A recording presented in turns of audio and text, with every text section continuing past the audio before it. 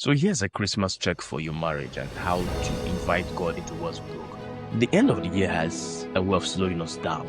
Lights are up, songs are playing, and suddenly we are thinking, not just about gifts, but about what this year has taken from us. If you're heading into Christmas and your marriage feels heavy, distant, or wounded, this message is for you. You see, the holidays don't just magnify joy, they also magnify pain. Let me tell you, you may be sitting next to your spouse and at the same time feeling alone. You may be smiling for family photos while crying, silent heart. You may be wondering how a year that started with hope ended in distance. But here's the truth. God is not intimidated by the places we've been avoiding. You need to remember why Jesus came in the first place. Christmas is not just about perfection, it's about intervention. Jesus came into broken systems. Jesus came into messy families.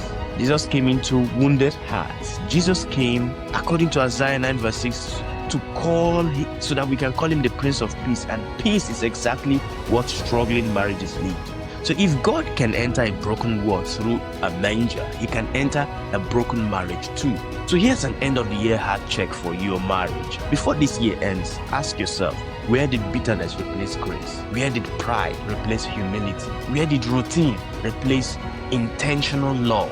Psalm 139 verse 23 says, "Search me, O God, and know my heart." It says restoration begins not with changing your spouse, but with allowing God to change you. So how do you invite God back into your marriage this Christmas? You see, this season, I would like you to fight differently. Pray together. The first thing, pray together. Even if it feels awkward, start small. God honors our willingness. Then choose forgiveness as a gift. Forgiveness may be the most Christ-like gift that you can give this Christmas season. Number 3, speak hope over the new year.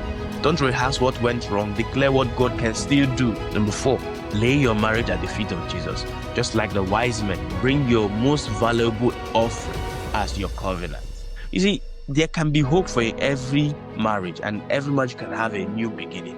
Lamentations chapter 3 verse 22 to 23 reminds us that God's mercies are new every morning.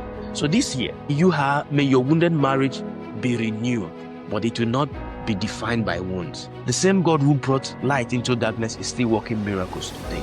As this year ends, don't carry your marriage into the new year without hope. I would like you to do this. Comment, "God be the center of my marriage." And I'd like you to like this video and share this hope this Christmas. Don't forget to subscribe for faith-filled encouragement as you step into the new year.